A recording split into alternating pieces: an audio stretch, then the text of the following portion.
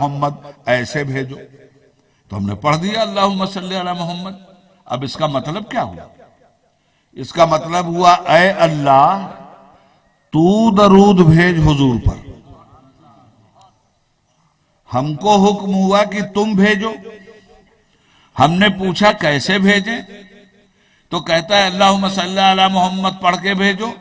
تو اللہم صلی علی محمد کا مطلب ہوا اے اللہ تو درود بھیج، تو ہم نے کہاں بھیجا؟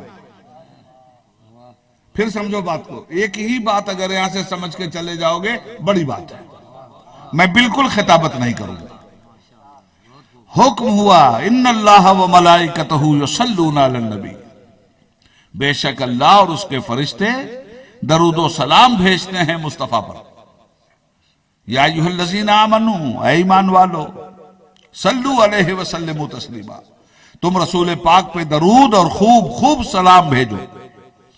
تو ہم نے پوچھا کیسے بھیجیں، تو نماز میں ہم کو طریقہ سکھایا گیا، پڑھو اللہم صلی علی محمد، اے اللہ تو درود بھیج حضور پر، وعلی آل محمد اور ان کی آل اولاد پر، کما صلیت علی ابراہیم جیسا کہ تو نے درود بھیجا حضرت ابراہیم علیہ السلام پر، وعلی آل ابراہیم ان کی اولاد پر، انکا حمید مجید، بے شک تو صاحب حمد ہے، تو ہی بزرگ و برتر ہے۔ تو ہم نے کہاں بھیجا؟ سمجھیے اس بات کو، اچھی طرح سمجھیے۔ اگر کسی نے سمجھایا ہو تو میں آگے بڑھوں، اور اگر کسی نے نہیں سمجھایا ہے تو اسے سمجھ لیجئے۔ یہ بڑی اہم بات ہے، اسی میں ہمارے مصطفیٰ کی عظمتوں کے چار چاند روشن ہیں، ہمارے آقا کا کتنا اونچا مقام ہے، یہ اسی ترجمے میں سمجھ میں آئے گا۔ ہم کو حکم ہے تم درود و سلام بھیجو، تو جو طریقہ سکھایا وہ ہے اللہم صلی علی محمد، یہی تو ہے، اے اللہ تو درود بھیج حضور پر۔ تو ہم نے کہاں بھیجا؟ حضرات ہم بندے سن لیے کہ ہمیں درود و سلام بھیجنا، کس پر؟ حضور پر۔ اب جب حضور کو دیکھا ہم نے، جب ان کی نورانیت دیکھی، جب ان کی بے مثل بشریت دیکھی، جب سارے نبیوں کا نبی ہونا دیکھا، سارے رسولوں کا رسول ہونا دیکھا، جب آدم کی آدمیت کا مالک دیکھا، نوح کی عظمت کا مالک دیکھا، ابراہیم کی خلت کا مالک دیکھا، اسماعیل کی قربانی کا مالک دیکھا، اسحاق کی رضا کا مالک دیکھا، سلیمان کی شوکت کا مالک دیکھا، داؤد کی خلافت کا مالک دیکھا، ہارون کی اخوت کا مالک دیکھا، موسیٰ کے جلال کا مالک دیکھا، عیسیٰ کے جمال کا مالک دیکھا، جبریل تلووں سے اپنا ماتھا لگاتے ہوئے نظر آ رہے ہیں، براق آسمان سے آ رہا ہے، آسمانوں کے اوپر جا رہے ہیں، سارے نبیوں کی مسجد اقصی میں امامت کر رہے ہیں۔ جب اتنی اونچی چوٹی پہ دیکھا تو ہم تھر تھرا گئے اور ہم نے کہا اے اللہ حکم تو نے دے دیا ہے، ہمارا مالک تو ہی ہے نا، ہمارا خالق تو ہی ہے نا، ہماری عزت کا حفاظت کرنے والا تو ہی ہے نا۔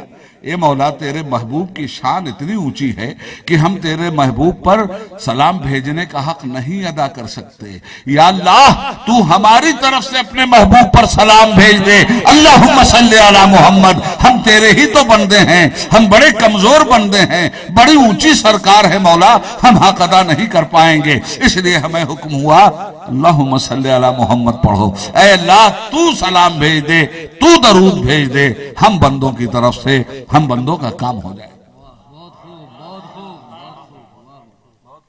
اتنا اونچا مقام ہے آقا کا۔ حضرات تو نام کیا رکھا؟ کیسا مقام؟ اسم ذات اللہ، ساری کائنات کا مالک، یہ اللہ کا ذاتی نام۔ اور ہمارے آقا کا ذاتی نام کیا ہے؟ محمد صلی اللہ علیہ وسلم۔ اب دیکھو رب العالمین نے کیسا نام رکھا۔ اللہ میں الف لام، لام پر تشدید ہے تو دو لام ہوا نا، ہے، چار حروف ہیں اللہ میں، کتنے ہیں؟ اپنے محبوب کا نام رکھا محمد، کتنے حروف ہیں؟ 4 اللہ کے اسم ذات میں 4 حروف اللہ اللہ نے اپنے محبوب کا نام رکھا محمد کتنے حروف 4 حروف خوب سمجھ میں آ رہی نا بات 4 حروف اللہ میں کوئی نقطہ ہے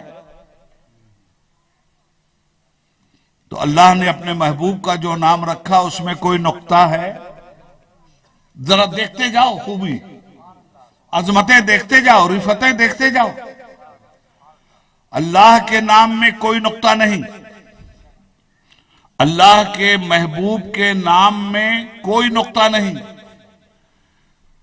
جب ان کے نام میں نقطہ نہیں تو ان کے علم میں جو لوگ نقطہ نکال رہے ہیں ان کی نورانیت میں جو لوگ نقطہ نکال رہے ہیں سوچو کوئی نقطہ نہیں نا ایک بات اور بتاؤں آج بات چیت کریں گے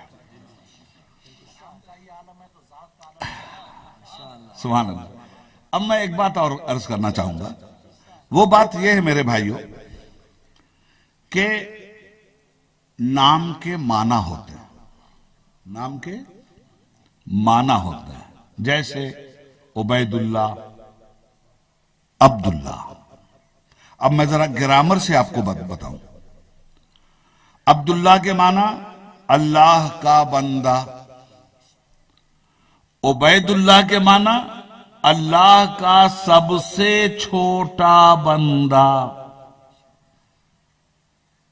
عربی گرامر کی بنیاد پر عبید اللہ میں جو یا ہے وہ یا تصغیر ہے تو مانا ہوا اللہ کا سب سے چھوٹا بندہ مگر اسی عبید اللہ میں سے اگر عین ہٹا دو تو نام محمل ہو جائے گا بے معنی ہو جائے گا ایک حرف نکالو نام بے معنی اسی طرح کسی کے بھی نام میں سمی نام ہے سننے والا سین ہٹا دو نام بے معنی بصیر نام ہے دیکھنے والا بے ہٹا دو نام بے معنی مگر رب العالمین کا نام اور اس نے جو اپنے محبوب کا نام رکھا یہ ایسے بامعنی ہیں اللہ کائنات کا مالک اب اللہ میں سے الف ہٹا دو تو بھی بے معنی نہیں ہوتا اللہ کائنات کا مالک الف ہٹاؤ تو للہ بنتا ہے اللہ کے لیے اللہ کائنات کا مالک الف ہٹاؤ تو کیا بنا للہ معنی کیا ہوا اللہ کے لیے ایک لام اور ہٹا دو تو اب کیا بنا لہو اس کے لیے ایک لام اور ہٹا دو ہو بس ہو حق وہی ہے وہی اب ذرا اس کے محبوب کی طرف آؤ امام اہل سنت اعلی حضرت فاضل بریلوی رحمت اللہ تعالی علیہ ارشاد فرماتے ہیں لب پہ آ جاتا ہے جب نام جناب منہ میں گھل جاتا ہے شہد نایاب وجد میں آ کے ہمیں جاں بیتاب اپنے لب چوم لیا کرتے ہیں کیا نام رکھا ہے محمد جس کی ایسی تعریف کی گئی ہو کہ ایسی تعریف کسی کی نہیں یہ ہے محمد کے معنی میم ہٹاؤ تو نام محمل نہیں ہوتا حمد صاحب تعریف صاحب عظمت ہے ہٹاؤ محمد ہے میم پہ تشدید ہے ڈبل میم محمد جس کی تعریف اس کے خدا نے ایسی کی کہ وہ ایسی تعریف کسی کی بھی نہیں کی یہ ہے محمد کے معنی میم ہٹائیے معنی نہیں بدلتا حمد بنا صاحب تعریف ہے مصطفیٰ ہے بھی ہٹا دیجئے ممد مدد کرنے والے प्रोटेक्शन देने वाले हैं। एक मीम और हटा दो, बना मद। और मद देखा है ना कुरान में, छोटा मद, बड़ा मद। छोटा मद अदा करने का क्या तरीका है? 3 अलिफ के बराबर खींचा जाए, और बड़ा मद 5 अलिफ के बराबर खींचा जाए। जैसे अलिफ अलिफ अलिफ अलिफ अलिफ, जितनी देर में कहा जाता है इतनी देर में अलिफ लाम मीम। तो मीम हटाया तो हमद बना, हे हटाया तो मुमिद बना, मदद करने वाले। और मीम हटाया तो मद बना, खींचने वाले, जहन्नम से खींच खींच कर निकालने वाले, गुनाहों से खींच खींच कर निकालने वाले, बिदअतों से खींच खींच कर निकालने वाले, कुफ्र और शिर्क से खींच खींच कर निकालने वाले, जुल्म और सितम से खींच खींच कर निकालने वाले। मद, मीम भी हटा दो। दलील, खुदा की वहदानियत पे दलील, नबियों की रसालत पे दलील, रसूलों की रसालत पे दलील, औलिया की अजमत पे दलील, कुरान की सदाकत पे दलील, रब्बुल आलमीन की वहदानियत पे दलील। ये है मुस्तफा, ये है मुश्तबा। सरवर कहूं कि मालिको मौला कहूं तुझे, बागे खलील का गुले ज़ेबा कहूं तुझे। तेरे तो वस्फ ऐब तनाही से हैं बरी, हैरान हूं मेरे शाह मैं क्या क्या कहूं तुझे। लेकिन रजा ने खत्म सुखन इस पे कर दिया, खालिक का बंदा खल्क का आका कहूं तुझे। मेरे बुजुर्गों, जहन में रखना बात, ऐसी अजीम हस्ती भेजा, साथ में किताबे हिदायत देकर। आगे कब किताबे हिदायत लाए, कौन सी तारीख थी? 12 फरवरी 610 ईस्वी पहली मर्तबा कुरान करीम का नुज़ूल हुआ, यह तारीख है। कब तक जमीन पर हिदायत फरमाते रहे? 632 ईस्वी तक।